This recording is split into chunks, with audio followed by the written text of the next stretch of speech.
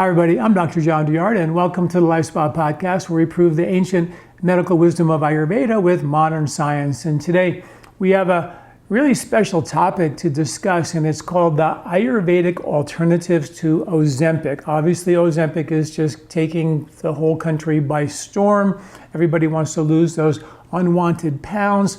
Well, it turns out that in Ayurveda, there are a host of specific foods that actually increase your GLP-1 like agonists. In other words, they actually mimic the effect of Ozempic. And we're going to get into that in great detail.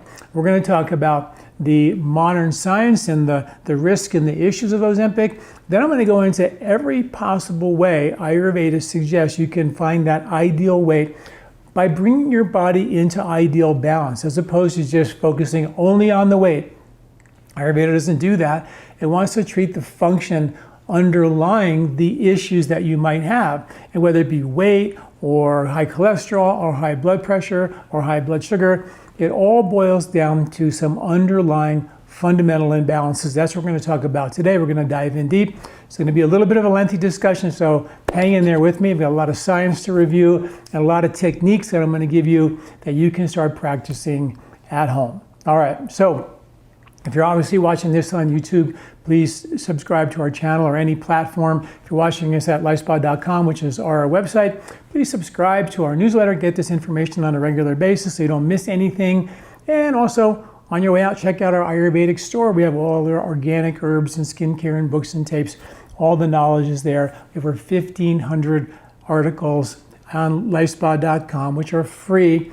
You just type in your health concern, find out exactly what concern you have, read the article, and hopefully that article will give you the ancient wisdom and the modern science that you can actually find a solution on your own. All right, so let's dive in here. First of all, what is Ozempic? What is a GLP-1 agonist? Well, GLP-1 is a peptide made in your gut that actually helps the body produce insulin. And that helps to lower your blood sugar. And it also helps to, in its own way, help curb your appetite. It helps you empty your stomach faster. And it helps to kind of stave off any hunger pang. So you just don't eat as much. And obviously, it's taking the country by storm because it works and people like it. It's called a glucagon-like peptide, which is not like glucagon. Glucagon is the opposite of insulin. Insulin puts the sugar from your bloodstream into your cells. And if too much goes into your cells and your blood sugar lowers, the body will secrete glucagon from the alpha cells in your pancreas, and insulin is produced from the beta cells in your pancreas, and that glucagon will raise your blood sugar to help make sure you're not in an emergency low blood sugar state. So it's called the glucagon-like protein or peptide 1, but it actually functions more like insulin, just to make sure you're clear on how it works. Obviously, the issues that everybody's heard about with Ozempic, whether it be the long-term or the short-term versions. One is it's extremely expensive. 2, the issue with nausea and side effects and digestive issues, as well as maybe the main concern is people losing weight. So we're going to dive into all of that in great detail. So in Ayurveda, when I first got into Ayurvedic medicine back in the early or late 1980s, and I came back and I got into practice in 1986 and 87.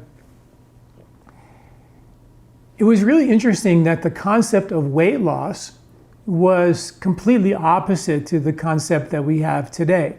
The concept we have today is calorie restrict, don't eat anything, low fat, low carb, everything, just reduce your calories and don't eat as many calories as you possibly can. Some version of that is what was the plan. Well, it turns out that in Ayurvedic medicine, they understood that stress was the culprit of weight gain. When the body's under stress, it'll take any fat, reserve fuel, and store it under the mattress in case the war never ends. If the body's under chronic stress all day long, 24/7, going here, going there, constant incoming, then the body's going to produce more cholesterol, which is what's required to make stress-fighting hormone. So your cholesterol levels will go up in the name of the emergency response to give you more hormone to fight the stress.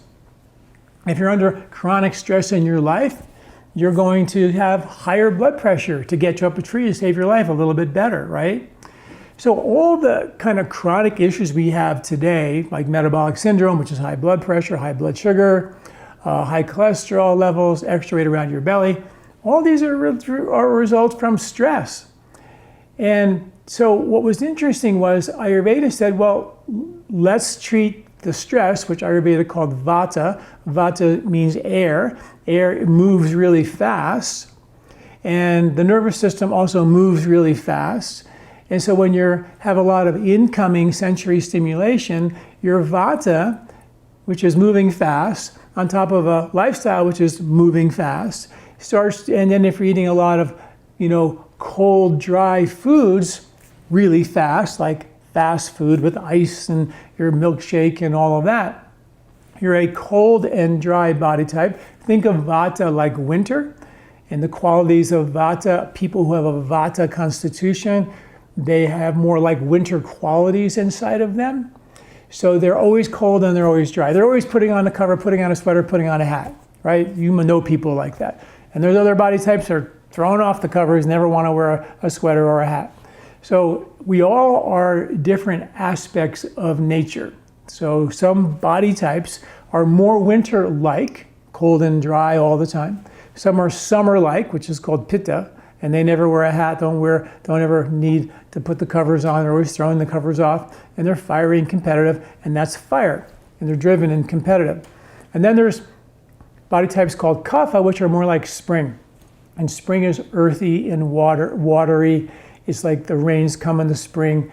The earth holds on to more water in the spring. And the kapha body type generally holds on to more water, is heavier, easier going, calmer, tend to gain weight a little bit easier because they're hypometabolic, but they're incredibly easy to be around because they're calm. The pitta types, fiery, competitive, driven, not always so easy to be around because they can lash out, be competitive, but they tend to overheat or inflame. And the vata types are the ones that are very sensitive.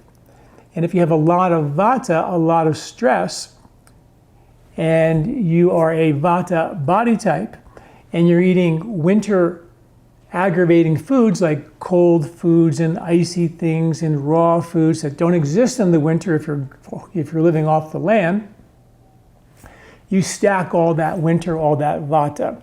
So that vata aggravates the nervous system, and the nervous system triggers a stress response that produces the weight gain, the high blood pressure, the high blood sugar, the high cholesterol, all of that. So we have to treat the vata, which is the stress for all body types. But the vata body type takes a bigger beating because they're a cold body type in a cold season, eating cold foods with a lot of stress and incoming. We stack those qualities of air, of moving really fast. Air moves really fast. Pitta is a little more stable. Kapha, earth and water, very stable. They handle the stress better. Pitta's kind of fire and burn through that stress, but the vata types take a bit of a beating. But every single body type, doesn't matter who you are, is going to be vulnerable to stress and metabolic syndrome and all these issues that we're using Ozempic for. So when you take our body type questionnaire, which I invite you to do, it's free, it's really cool, it's simple, and it gives you a whole printout about what your body type is, tells you what your mental profile, emotional profile, physical profile, behavioral profile, gives you your overall body type. It also gives you more information than just whether you're vata, pitta, or kapha. It tells I'm mentally vata, pitta, or kapha. I'm emotionally vata, pitta, or kapha. I'm behaviorally vata, pitta, or kapha. It gives you way more kind of drilling down granular detail about your particular constitution, your likes and strengths and weaknesses, and how you can adjust your body type, your lifestyle for that. So that's sort of what the cause of this is. And in Ayurvedic medicine, what was really interesting was that the treatment for weight gain, the treatment for high cholesterol, the treatment for heart disease, the treatment for high blood pressure was to balance your vata, which is really interesting because if you look at the vata balancing grocery list, which is based on my book, The 3-Season Diet, which is the 3 harvests in nature. You have a summer harvest, a winter harvest, and you have a summer harvest, a fall harvest for winter eating, and you have a spring harvest. So my book was called The 3-Season Diet, which is, of course, there are 4 seasons, but nature does take a rest. So there's 3 harvests, which means we interact with nature in 3 different seasons, right? So we have a fall harvest for winter eating, a spring harvest, and a summer harvest. We all know about that. And in the article associated with this video, you can download the free grocery list for the winter body type or the winter time or the vata calming foods, which are harvested in the fall for the winter. And you can download all the grocery lists and just eat, more of the foods on the spring grocery list in the spring, eat more of the foods on the summer list in the summer, and eat more of the foods on the winter list during those winter cold months. Now, winter is cold and dry. Stress is aggravating your nervous system, which makes your nervous system move very fast. So the foods in the winter are, like the squirrels, eat nuts and seeds. They're calming, heavy, fatty, and protein rich. They calm your nervous system down. So it turns out that those foods are the ones that Ayurveda prescribed for weight gain for thousands of years. And it turns out that those foods have the highest amount of GLP-1-like activity. In other words, they're going to boost your GLP-1. And I was sort of blown away by this when I first did the research into this. I was like, oh my goodness, Ayurveda was right all along. You don't starve the body when it's gained weight, and the body just thinks, I'm starving, I'm going to store more fat. That's why these weight loss diets don't work. Ayurveda said, treat the upstream cause. Give the body the healthy foods, but foods that will increase your natural production of GLP-1 and also calm your nervous system so the body feels like the war is over and it can start burning that reserve fuel and not find itself starving and storing fat because it thinks the war might never end. And I'm constantly being chased up a tree by a bear, right? So that was kind of the aha moment. And I want to talk about some of those foods, all the foods that I dug into the research. I'm going to just go through a list of all the things that will increase your GLP-1 naturally. And then we're going to get into ideas of other tools that will increase your GLP-1, like how do you handle the stress, like the research on meditation, the research on, resetting your digestive function. So you have a coordinated effort of stomach acid, bile flow, pancreatic enzymes. You don't find yourself bubble wrapping your diet and just taking foods out of your diet to somehow lose weight, and then find yourself craving what you took out and then binging on what you took out and finding that this whole thing seems to backfire. And then I also did a study back in 2000 with about 18 people, an 8-week weight loss study using Ayurvedic principles, and the results of that are phenomenal. So I highly recommend you stay with me on the end. That's at the end of the video. I'm going to give you all the research and the results of that study. And it wasn't just about weight loss. It was about anxiety and worry and depression and sleep. The results were phenomenal, but when you actually treat the upstream cause, you get the weight loss you're looking for, but the body and the mind all come into balance as well. So that's what we're going to talk about today. So let's dive into all of that. Let's talk about some of the research on some of these seasonal foods. For example, like I said,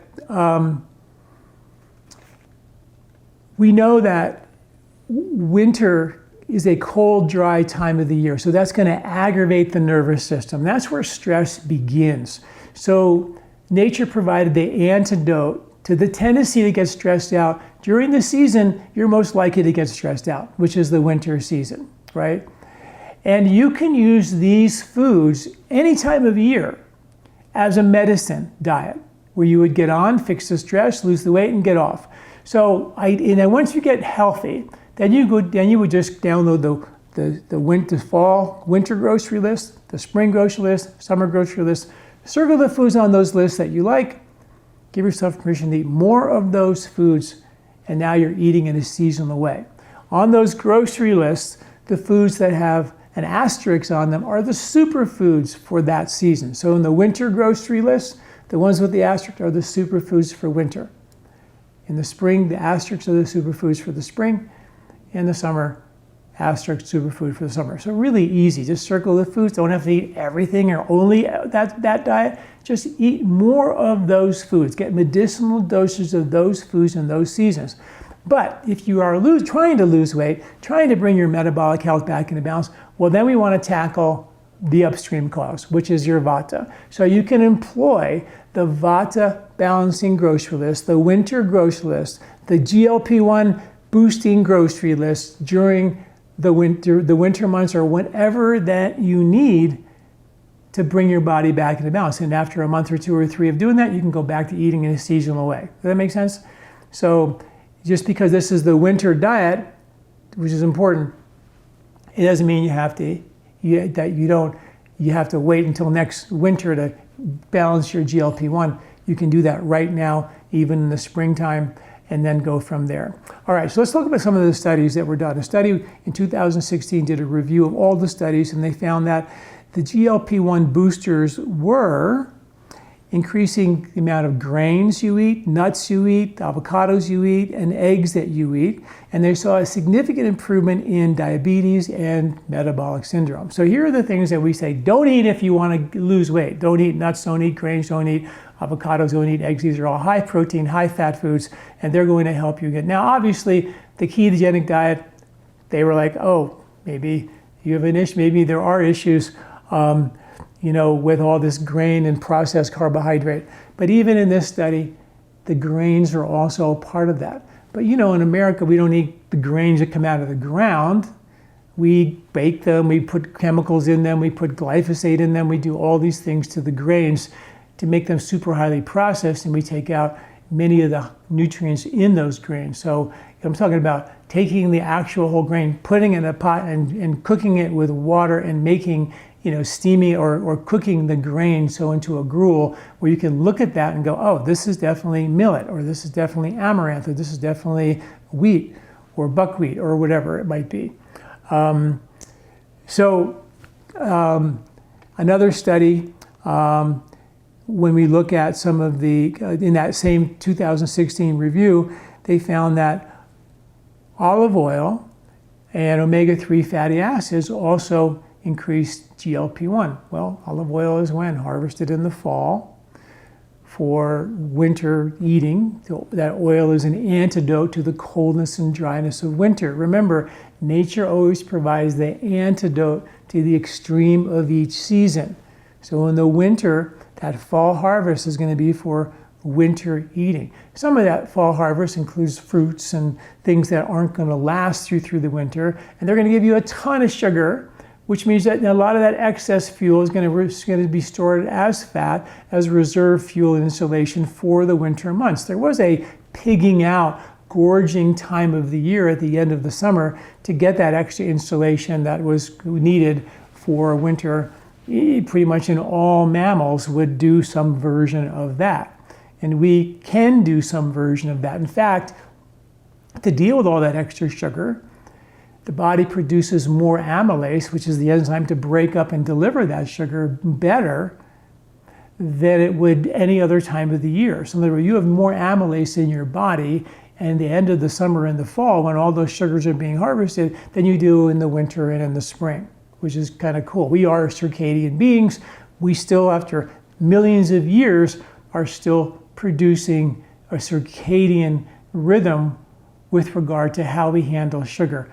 And the bugs in the gut dramatically shift in the fall for handling sugar better, which we produce more of these bacteriodiets and more amylase in the fall for getting that extra fuel into the system for reserve fuel and insulation. In the spring, when there is no carbohydrates being harvested, we have more what are called actinobacteria, which help the body burn fat as its natural source of fuel and fiber as its natural source of fuel. So it's sort of understanding that we are seasonal beings, and our gut bugs change from season to season, and the fuel supply changes from season to season fats during the late winter and spring, and no carbohydrates at that time of the year, or very little, because there's none being harvested. And then at the end of the summer, you can enjoy some of those carbohydrates and those fruits and those grains.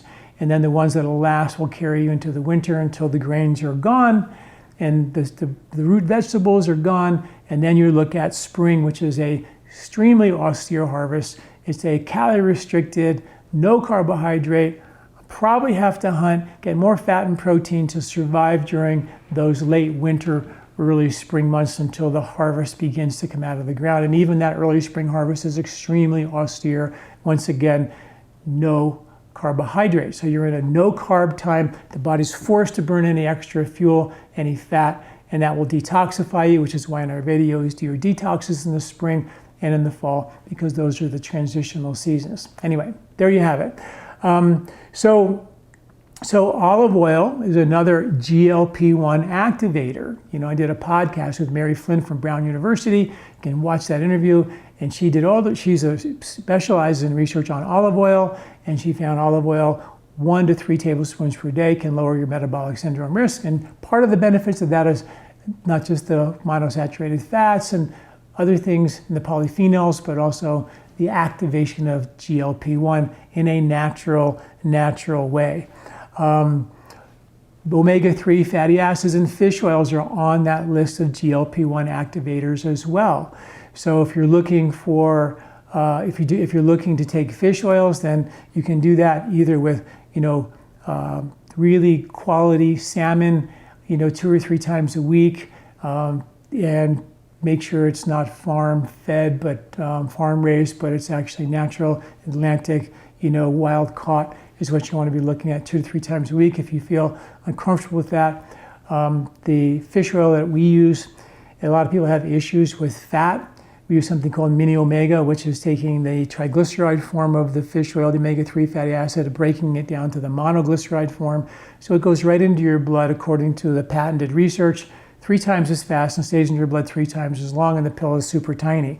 You don't have to take this big pill that you have to burp up all along. And I find that to be a real kind of powerful and simple way to get those, supplement your omega-3s if you don't want to eat that much fish. If you're looking for a high quality olive oil, there's a company called Fandango, like the movie company, and they won my taste test of olive oil about 15 years ago. We had about 50 different olive oils we tasted. That company won. I didn't know them, called them up, interviewed them, and they're a small organic company in California that presses their olives the day that they pick them. They don't sit around in a big truck for days and days and days to finally get pressed. It's all small, it's right then and there, and I've been using them ever since, and they've now since then won over 100 medals, so they're really cool. When you're taking olive oil, so much of it is adulterated in the grocery store, so you have to be really careful, and I can guarantee you that this is the olive oil, and it's super high quality. So those are things to think about. Fiber is another one, soluble fiber in particular. Well, what is soluble fiber? Soluble fiber is like what you get when you take a grain and you cook it and it becomes slimy, like oats become slimy. Chia, harvested in the fall for the winter eating, becomes slimy. Flax becomes slimy. Slippery elm, licorice, marshmallow, all become slimy when you cook them down.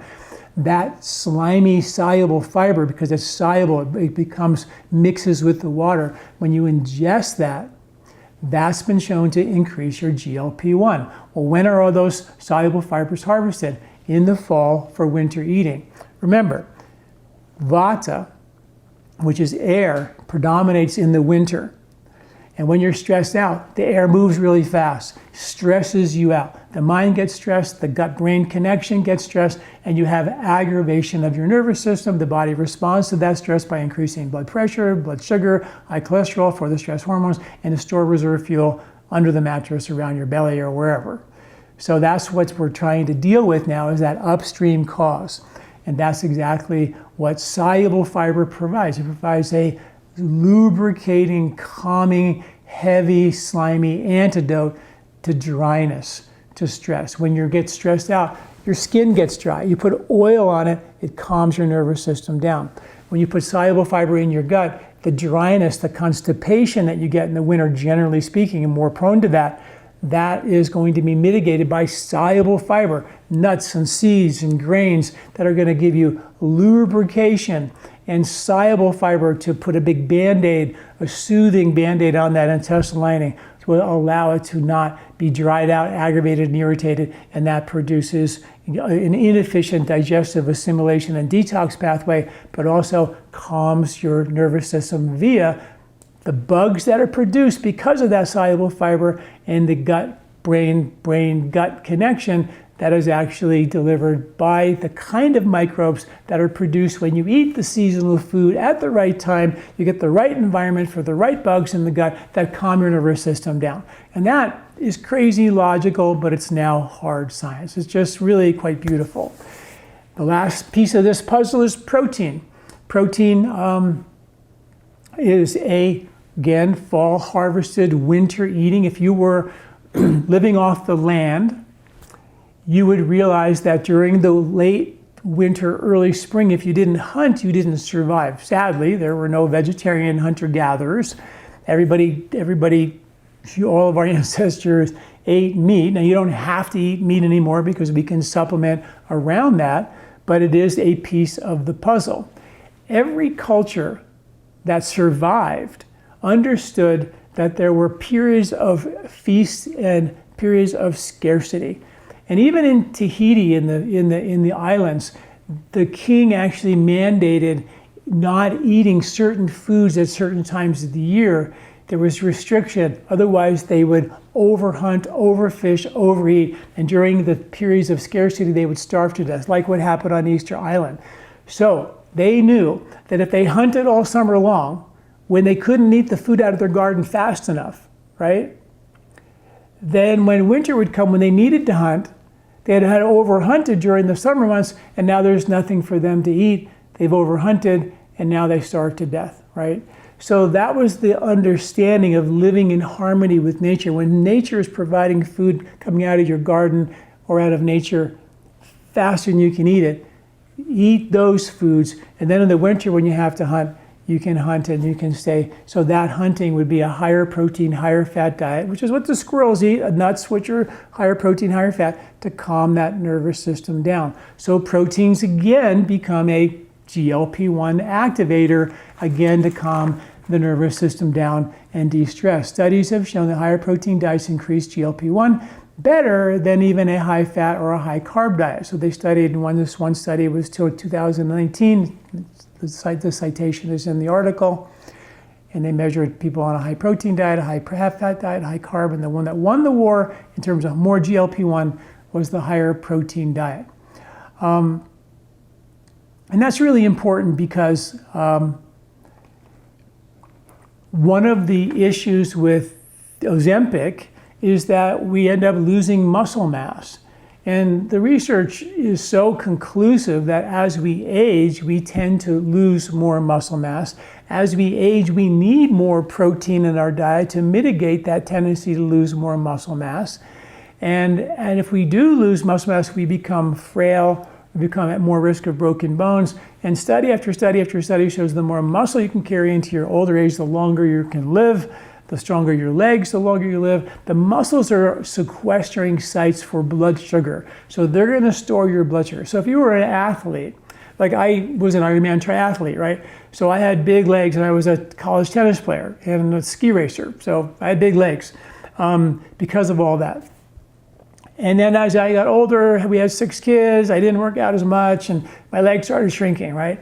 And so when I was younger, my muscles were a storage site for all that blood sugar. But as I got older, started losing some of that muscle mass, my body got used to a metabolism that could use that muscle mass to store blood sugar. And as I got older, I started seeing my blood sugar levels going up. And now, as I'm realizing that, I'm been for a while now building my muscle mass back up, eating a higher protein diet, and I'm seeing my muscle mass get better and my blood sugar getting stable again. So why that's so important is because most of us find that, well, I was told that if I eat a lower protein diet and proteins increase risk of cancer and heart disease like meat and all that, that becomes an issue as I get older, I don't want to do that. Well, studies do show that if you are more vegetarian-esque during the first half of your life, or even 3/4 of your life, it would provide a level of protection against heart disease and cancers and blood pressure, blood sugar, all of these things. But studies show that as you get older, your requirements for proteins change. I'm not the same person I was when I was 18. I'm not the same person I was when I was 30 or 40. And I'm going to be, what am I going to be? 69 this summer. So I'm different, and I need more protein in my diet to maintain my muscle mass, including resistance training and exercising and all of that. If you're going to eat more protein, you got to put it to work. You have to work your muscles, otherwise it doesn't become muscle mass.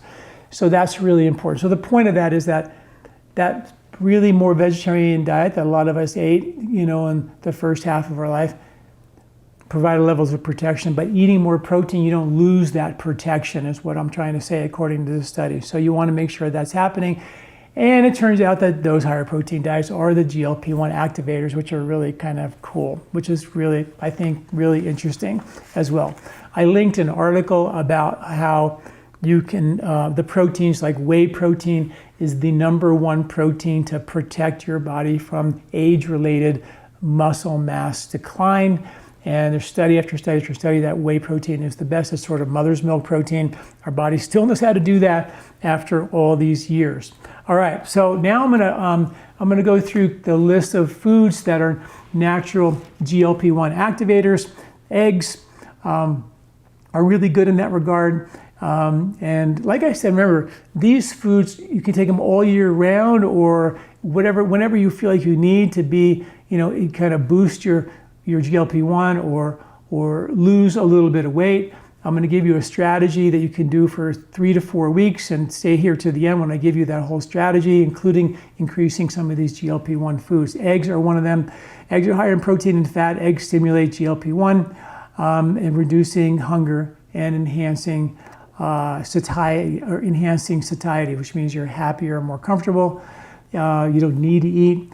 Extra virgin olive oil, healthy fats, polyphenols, and oleic acid increase GLP-1 and improve insulin sensitivity.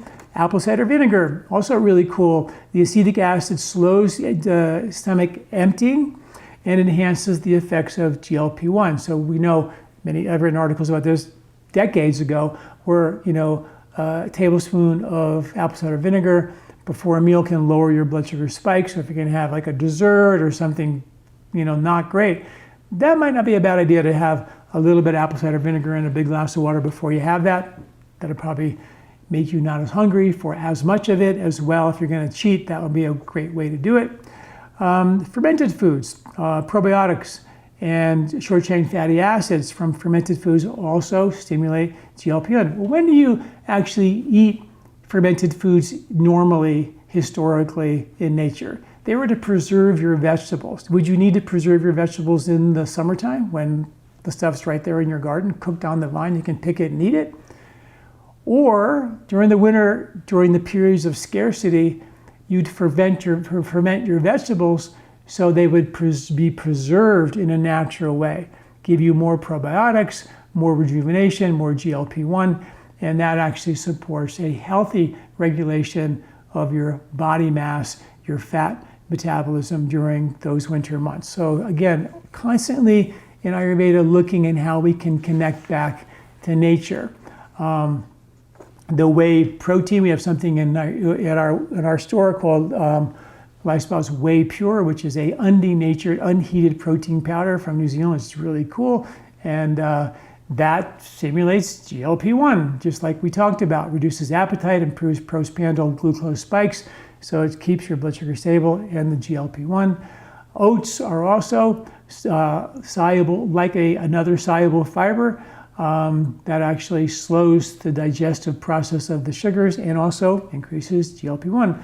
Blueberries are also really cool, and they have anthocyanins that improve GLP-1 secretion and reduce your glucose uptake as well, which is kind of cool.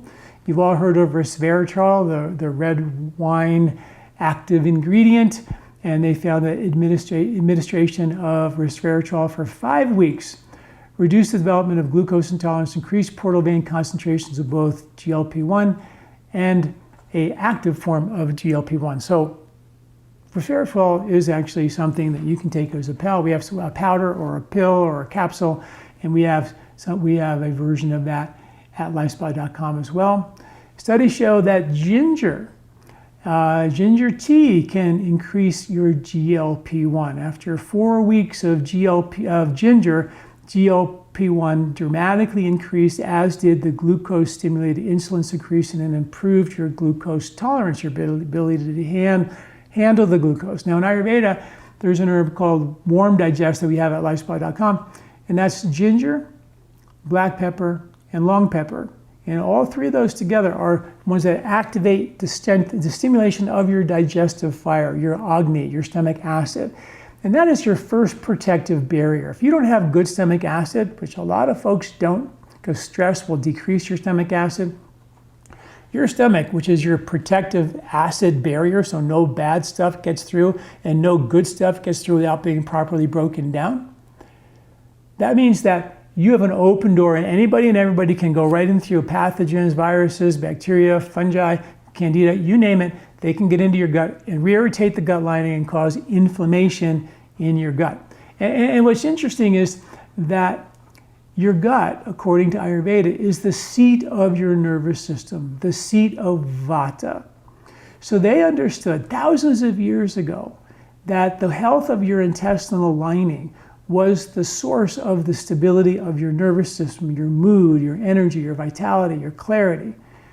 So now, only thousands of years later, do we have the research that shows that 95% of your serotonin produced in your gut.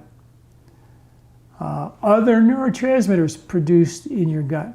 And that they call the gut now the second brain, which really should be the first brain because there's more neurons down there than even up here, but they call it the second brain. So the idea of keeping your gut healthy, the environment of your gut healthy, by eating seasonal food in this way, provides you with a powerful antidote to the drivers of stress, which is all about keeping the environment, the microbiome, the gut healthy by the right foods at the right time. And a strong stomach acid is the first step in that process of having a good environment in your intestinal tract. That happens only when your stomach is doing the right thing, cooking the food, the proteins properly, producing enough acid to emulsify bacteria, viruses that don't belong there. So that's ginger. It could be ginger tea with your meals. If you want to take a capsule, we have something called Warm Digest, which is a natural booster of your own stomach acid. It doesn't just give you hydrochloric acid pill that does it for you. Ayurveda is all about giving you herbs to stimulate the production of your own acid, your own enzymes, as opposed to taking enzymes or taking acid. Of course, they can be fine as a medicine, but you got to use them as understanding the traditional definition of a medicine. You get on it, you get better, and you get off. Sadly, in our culture today, medicines have become life sentences. Take the enzymes for the rest of your life. Take the blood pressure medicine for the rest of your life. It's not the Ayurvedic way at all.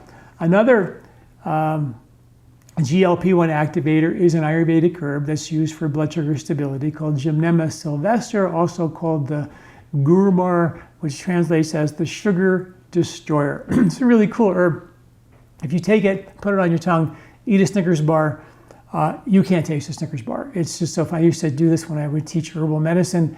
You just pass around herb, people would taste it and then try to figure out what that herb might do in their body based on the taste. Then I would give them this herb, put it on their tongue. Then I would pass around their little chocolate kisses or something like that, and they would eat it, and then I would pass around the garbage can, so they would spit out that herb because it blocks the uptake of the sweet taste, both in your mouth and in your stomach, and forces the body to burn fat as a source of fuel, both in your mouth as well as in your upper stomach. And studies show in 2023, involving diabetic rats, administering Gymnema, the major ingredient in our formula called sugar destroyer, for 28 days observed increased insulin levels and elevated proglucagon gene activation of the gut. And since GLP-1 is derived from proglucagon, this suggests that Gymnema might boost your GLP-1. So I use this sugar destroyer herb as a way to balance blood sugar which it does really well, but also it's a natural agent. And it's in one of our Colorado Cleanse, which is a booster for that part of the digestion. Another blood sugar stabilizing herb that's been shown to be a powerful booster of GLP-1 is berberine. Berberine has been shown to activate the AMPK, which is the enzyme that actually drives mitochondrial energy, and it's a key regulator in energy metabolism. Now, while it doesn't stimulate GLP-1 directly, its effect on glucose metabolism and insulin sensitivity are comparable to some GLP-1 receptor agonists. So it's actually been very successfully used as a way to boost GLP-1 indirectly as opposed to directly, but it still is one of the powerful ones to talk about. Avocado oils, olive oils, also really good. The soluble fiber, my favorite one that I love is a combination of slippery elm, licorice, and marshmallow root, and that you can make a tea and just drink it. Or we have a formula called slippery elm prebiotic, where it's just the chopped version of slippery elm, licorice, and marshmallow. It comes in a big container. You can make it yourself, equal parts. Put it in a pot, boil it down, make thick viscous tea, sip it all day like the Pepto-Bismol commercial, coating your whole upper digestion, stomach, small, large intestine with this natural prebiotic soluble fiber slime, which is pretty cool as a way to give you that benefit. High fiber whole wheat has been shown to be a GLP-1 activator. Of course, nuts and seeds do that. Black tea will do that. Green tea will do that. Cinnamon will do that. Studies show that cinnamon may improve insulin sensitivity and has been studied as a GLP-1 activator. And turmeric has also been shown to be a powerful GLP-1 booster, and it increases the secretion of GLP-1 induced by one of the active ingredients called curcumin that may allow dosages of other diabetic medicines to be reduced in aid of preventing diabetes. So that's what the studies show. That's powerful. And the other herbs that are really good for thinking about just weight loss in general, if your intestinal tract is a little bit sluggish, think about doing Trifola after every meal, which will scrub your villi of your intestinal tract and clean house. I had a woman came to me, about 10 years ago. And she came in, she said, I came to you like 10 years before, I've been around for a while. And she said, I did everything you said and I lost 50 pounds. And I go, what did I tell you to do? And she said, you told me to take 2 capsules of your Trifola after every meal. And I did it religiously. I didn't do anything else. I lost 50 pounds. Now, I don't know, that was 10 years in the making. I don't know if that's all she really did, but she did lose 50 pounds. And she completely said it was the Trifola that did it. Well, Trifola has been shown to balance your metabolic syndrome, create a tonification of your gut, clean the villi, restore healthy function of the intestinal tract. It's not a laxative. There's just 3 fruits that have a tendency to heal the lining of the intestinal tract, pull the villi, the mucus off the villi, and create a more effective peristaltic reaction. That's what those fruits do. A couple of capsules after a meal. If you feel like you need more intestinal support, that's a great way to do it. The other Ayurvedic herb is called guggul. We have something called gugguline that's been shown historically used in Ayurveda to help people lose weight.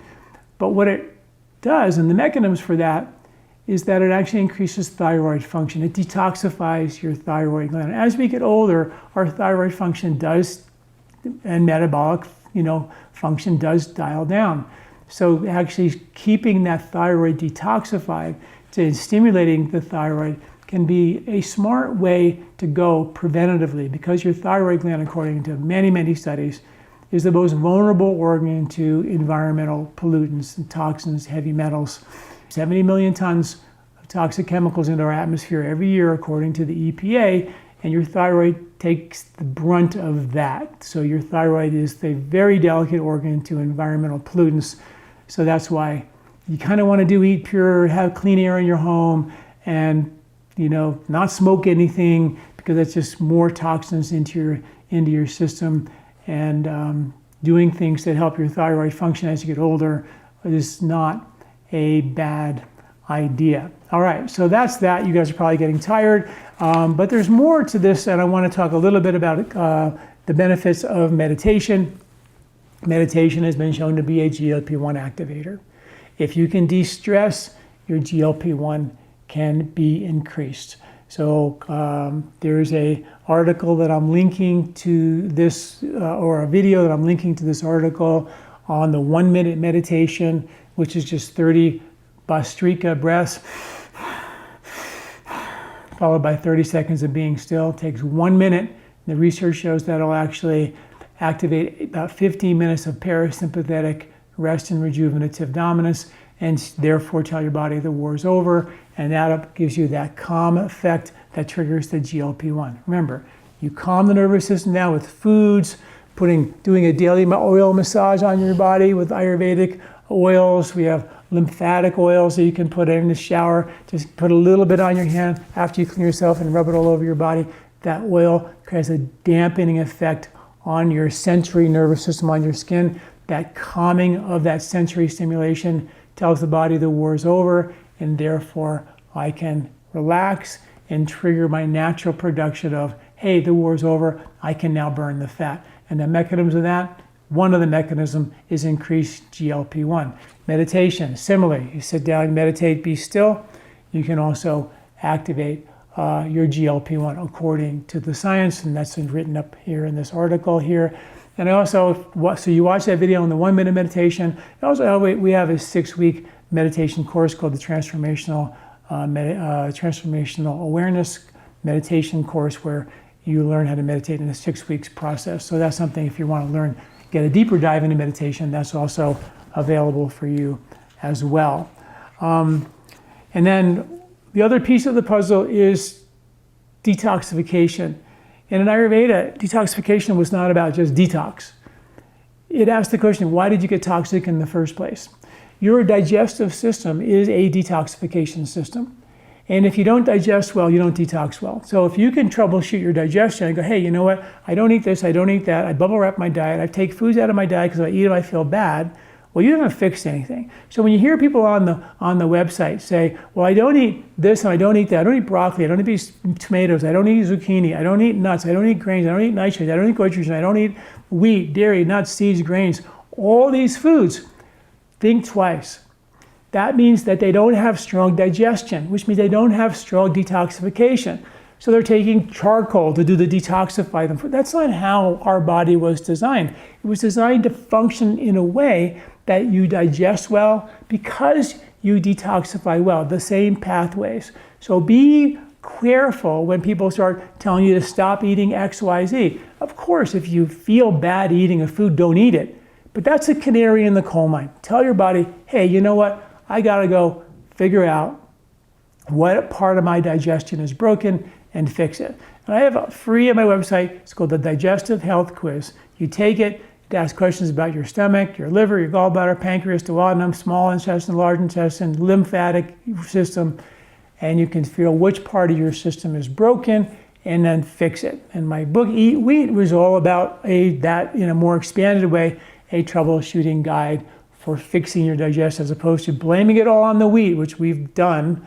Let's kind of look a little bit deeper into the research and find out that wheat is a GLP-1 activator. I'm not talking about processed wheat or glyphosate-rich wheat. I'm talking about grains in general have been shown in study after study to be very useful. We've been eating them for 3.5 million years. All of a sudden they're bad. Is it really the wheat that's the problem? Or maybe we have a broken down digestive system and we're paying a price for that. So that's something to be, understand. And then in Ayurveda, we have Ayurvedic Cleanses that you can do at home. Our easiest one to do is called the Short Home Cleanse. It's a free ebook. You download it for free. You take a little bit of ghee every morning, or if you don't want to do ghee, you can do olive oil, every day for 4 days. You eat a completely clean diet of rice and beans. We recommend eating khichdi. There's a couple of herbs you can take, and we have the Ayurvedic kit you can buy from our store, or I give you in the ebook alternative herbs that you can get at your local health food store and not buy any of it from us. You get the ebook for free, it's all for free. It's really cool. Do something to help facilitate a strengthening of your digestion, a forcing of the body to burn fat and detoxify. That's what every Ayurvedic cleanse is about. It's about helping the body become a better fat burner because we stink at that because of the stress we're under, tells the body store fat, crave more sugar, right? That's what our brain does. I want that instant fix because I'm being chased by a bear. I got to get up a tree. I got to save my life. This is an emergency situation, right? So that's what we want to deal with, is that stress. And that's what the Short Home Cleanse is, a 4-day free ebook. Our second free ebook is called the Kayakalpa Cleanse. It's a 5-day, more intense detox. So if you're a seasoned cleanser, but you want to take something, take a deeper dive based on studies that show that this can actually increase your stem cell activation and employ deep rejuvenation, then this is called the Kayakalpa Cleanse. And you can get that on my website. Again, a free ebook. The difference between this one is it's a retreat cleanse where you do yoga, breathing, meditation, self-inquiry, and you do this cleanse that uses the exact amount of proteins, fats, and carbohydrates that were proven by Dr. Walter Longo, who wrote the Fasting Mimicking Diet, which was a 5-day detox that's been shown to, if the right amount of proteins and fats and carbohydrates, it's calorie restricted though, that would activate stem cell activation in just 5 days. And the Ayurvedic cleanse, the Short Home Cleanse, was so close to that I decided to create a cleanse called Kayakalpa, which is the original and traditional deep retreat rejuvenation where your body would be fully rejuvenated after a period of time. And that is a free ebook as well. You can download it at lifespa.com. It's all for free. And then we have our kind of flagship cleanse called the Colorado Ayurvedic Cleanse, which is a 14 digestive reset, liver cleanse, lymph detox, heal the intestinal environment, change your microbiome, and detoxify toxins out of your fat cells. And all these studies, cleanses, have been shown to pull heavy metals out of your deep tissues. And in one study, pretty much exactly what the Colorado Ayurvedic cleanse is like. There's 14 days, there's a 4-day kind of warm up, a reboot of your digestion, 7 days of the actual Ayurvedic taking the ghee and detoxing, and a 3-day digestive reset at the end. So you don't crave chocolate chip cookies when you finish the cleanse. It's the idea is you kind of bring the digestion back up at the end. And that 7-day ghee cleanse with ghee and khichdi or rice and beans has been shown to detoxify PCBs by 46% and pesticides out of your deep tissues by 56% compared to the folks who didn't do that cleanse. So we have really good science that this idea of taking a little bit of ghee while you're actually eating a no-fat diet, you take the ghee in the morning and no fat during the day in a really clean diet, and each cleanse has its own different dietary regimens and guidelines. But when you do that, you get the body into fat burning with the ghee, and then you stay in fat burning all day long if you don't eat any fat. You eat fat, your body's going to burn dietary fat, and we want to burn your fat, detoxify your fat cells.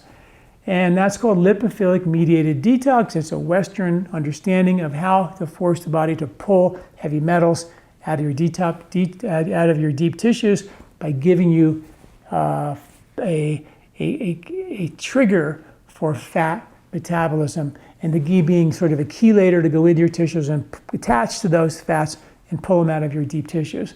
And that's a great way. In our study with the Colorado Cleanse, which is the 14-day version, people lose on average, and we've been tracking this for over 15 years, 10 to 17 pounds during that 2-week period of time. And the cool thing is that it isn't like temporary. You actually really find yourself resetting function, digestive function, lymph function, liver function, and you detoxified a lot of toxins. You reset that reason why you got overweight or toxic or tired or lethargic in the first place. So it's a really great way to do it.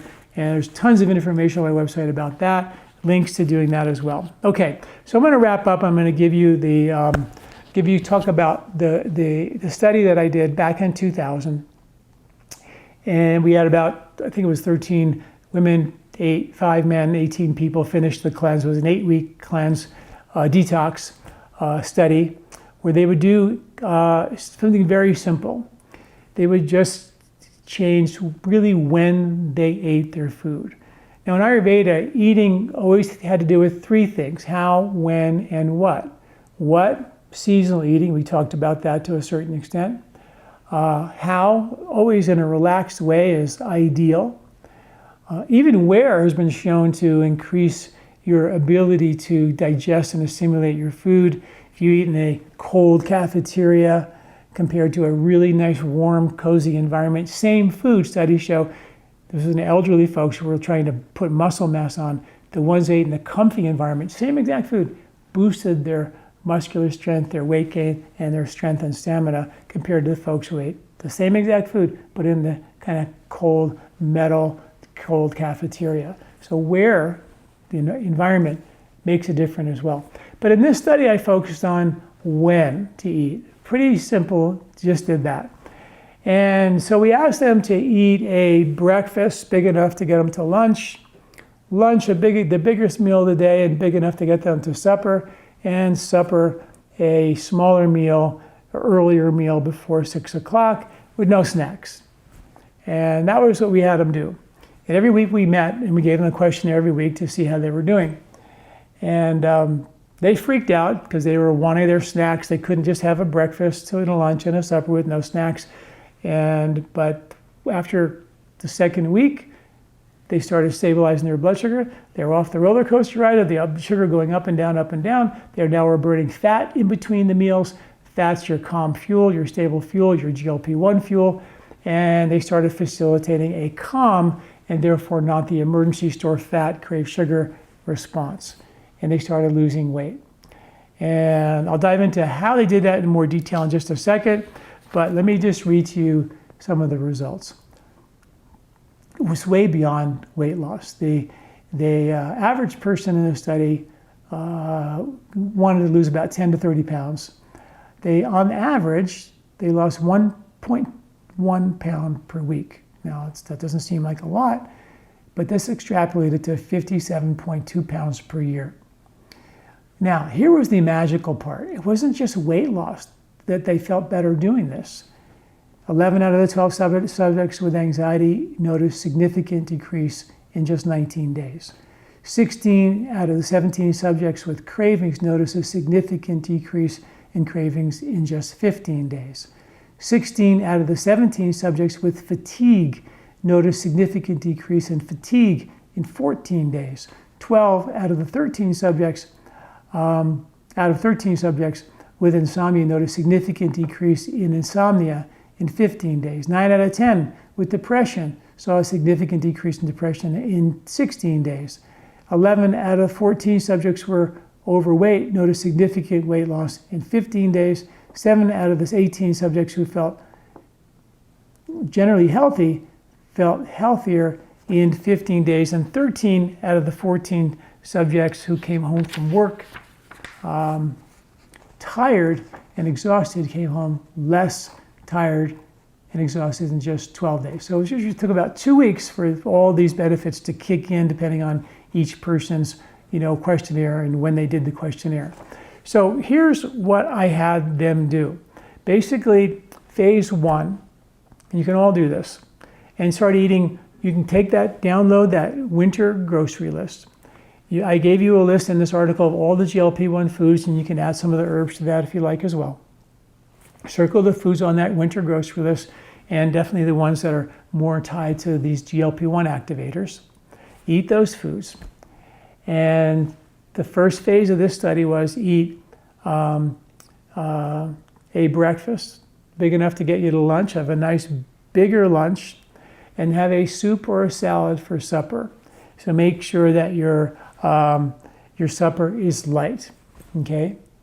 And if you can do a soup or salad for supper, and it doesn't matter when in phase 1, then if that's comfortable for you, remember, comfortable means no stress. No stress means GLP-1. No GLP-1 means you're going to burn fat better. So you can't stress or starve. And any of the cleanses we're talking about or any of these weight loss has to be a natural process. Phase 2, if phase 1 is easy and it takes a while to get it to be easy, once it's easy, you can go to phase 2, which is have your supper done before 6 o'clock at night. And then after 6 o'clock, just liquids. It can be water. It can be kind of even a vegetable juice. It can be herbal tea, maybe with a little bit of honey even is okay to get you into the night, and do that. Ultimately, getting yourself to be more on the water side of things. And if you can get that phase 2 to be comfortable, you're having a breakfast, a nice big lunch, and then supper before 6 o'clock, and in the evening, just liquids, then you can go to phase 3. Phase 3, skip supper. Completely skip supper. So a breakfast big enough to get you to lunch, lunch big enough to get you to supper, but you're not going to eat supper, and you're going to fast from lunch all the way till breakfast the next day. Sort of the original Ayurvedic intermittent fasting approach. And this is important because the research shows now that this Ayurvedic way is the actual right way to align your biological clocks and nature's circadian rhythms. Having no breakfast and then lunch and supper and having that be your eating window is sort of goes against your biological clocks, and which are trying to turn off at sunset for digestion. So you lose some weight, and it can work, for sure, it can work. But when you're trying to bring your body into balance long term, you want to align your clocks. And this is not a life sentence, this is just your weight loss period where you have a breakfast, a lunch, and no supper. Now, to hack this, make it a little bit easier, wake up, go exercise, do some yoga, go for a walk, drink some water, have your breakfast at 10, have your lunch at 2 or 3, and then if you have a nice big lunch at 2 or 3, you're not going to be as hungry in the evening, and you can drink water in the evening, even a little bit of herb tea and honey if you need it to get through the night without eating something that breaks your fast. And then you can start losing weight. And I generally suggest do that plan for 2 to 4 weeks. If you find like one day you just got to eat supper for whatever reason, fine. 3 to 7 days a week, try to skip supper. That's the plan. That's what's written here in this article for you as well. So it's super simple. After 2 to 4 weeks of doing that, then you just go back to eating a breakfast, a lunch, and an earlier supper the very best you can. If you ever gain weight, you always know you can stop eating supper a couple of nights a week to get your body back into fat burning, to get your body to lose those extra pounds and keep that ideal weight that you're looking for, okay? And I'm gonna wrap this up with a story. He was my 525-pound patient, and he wanted to lose weight. And I told him, I said, look, here's what I want you to do. I'm gonna have breakfast big enough to get you to lunch, and then make lunch a big, big meal, and then nothing for supper. And he thought I was crazy, but he went home and did that. Going back a few days later, and he said, man, this is amazing. I actually didn't think this would work, but I have a small breakfast, but then at lunch I go to an Italian restaurant, I actually order 3 entrees, and I pig out at lunchtime. And then I'm so stuffed at dinner, I don't even want to eat my popcorn that I normally would sit there and watch TV and snack and snack and snack. I don't even want that, so I don't eat. Because you had that big meal when the body can actually cook the food. Your circadian rhythms, biological clocks for digestion, turn on in the middle of the day and turn off at sunset. He lost 63 pounds in 3 months and doing just that. And he eventually got down to just over 300. He was 6'4", a very big guy. That was huge amount of weight loss for him. And he did really well simply by changing when he ate his food. And so when you tie the when you eat with the how you eat, with the what you eat, GLP-1 activators to reset your body's message that I'm calm and I can now burn my fat versus store it, you start getting on track and the meditation to turn off the constant incoming of stress that we live in this culture. It's this constant go, go, go, go, go, go, go. We have to turn that off. Prayer, meditation, going for a walk in the woods. We have to take time to still the nervous system. That's a very important piece of the puzzle. Do some seasonal detox, or during the summer months, do some detox to help reset digestive function, clean out the body's trash, lose a few extra pounds, kind of a shortcut for that. But it's more than just the weight loss. It's a reset of the function of your digestion, the intestinal lining, your liver, and your lymph, all critically important for optimal health. All right, you guys, I hope you enjoyed all this. I'm sorry for that it went on so long, but But there's a lot to talk about in this very hot topic of Ozempic and people getting on it and losing muscle mass and really just doing the job for the body and then ending up less able to do the job for themselves down the road. And that's what I really believe in Ayurveda. We don't have to be a weaker digester when we get older. We don't have to get sick when we get older. You know, Ayurveda is all about keeping this body functioning, helping the body do the job itself versus doing the job for the body with pills and powders that end up, you know, making you dependent on that. And eventually the next one and the next drug and the next thing and the next thing. And we kind of throw in the towel of our body being able to pull this off on its own, which we can do. All right, thanks for listening. Check out the article associated with this video at LifeSpa.com. And thanks for listening. Hi everybody, I just want to take a minute and tell you what we do here at LifeSpa.com. You know, I've been in practice now for 40 years, 38 of them have been practicing Ayurvedic medicine full-time. For the last 20 years, I've been writing articles and doing videos on the ancient medical wisdom of Ayurveda with the modern science. You know, if something's been around for 1,000 years, still practiced today, and you have modern science to prove it, boy, I really feel like that's something we should all be taking a look at. And that's what we do at LifeSpa.com, and all that information is for free. So just go to LifeSpa.com and search in your health topic, and you'll get the information, the article that you need, hopefully that will help you. While you're there, check out our Ayurvedic store. You can get there through LifeSpa.com or go to store.lifespa.com. And there we have all of our organic Ayurvedic herbs, organic skincare line, more books, tapes, knowledge that we give you is all there at our store. All of our cleansing kits are there in our store. All of our herbs are whole herbs with the natural occurring microbiome, the way it came out of the soil. And that's critically important because if I took the bugs out of you, you'd be completely different. We take the bugs away from a plant, like sterilizing and making an extract or spraying your food with pesticides, you lose significant benefit of that plant.